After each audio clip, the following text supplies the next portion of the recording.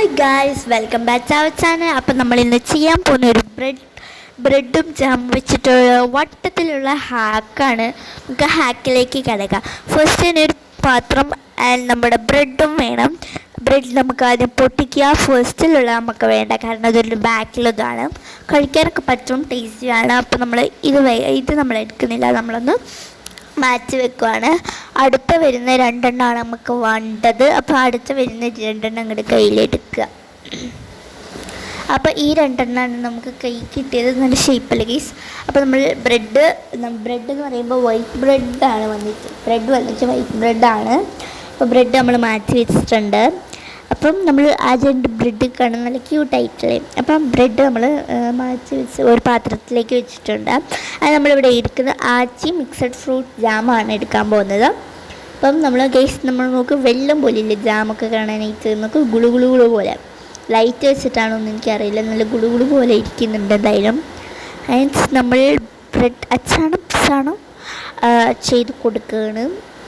നമ്മൾ bread ഫുള്ളാക്കിയിട്ടുണ്ട്, paste പോലെ ഉണ്ട് മറ്റേ ക്ലോസപ്പിന്.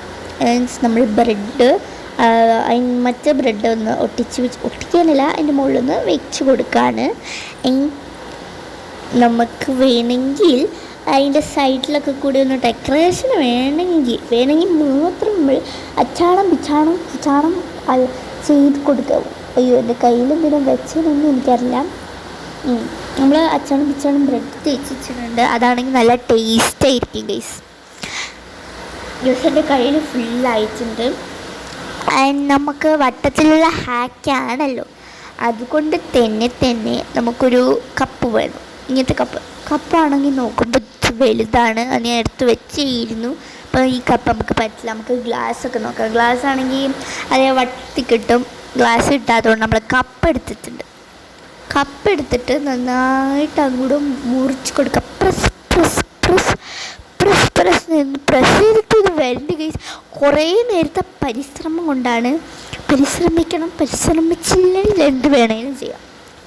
അപ്പോൾ നമ്മളൊന്ന് പ്രസ് ഇവിടെ നമ്മൾ ഇങ്ങനെ ഒന്ന് ഞെക്കി കൊടുക്കാം. ഇങ്ങനെ ഇപ്പോൾ വീഡിയോ കാണുന്ന പോലെ ഇങ്ങനെ ഞെക്കി ചെയ്ത് കൊടുക്കാം.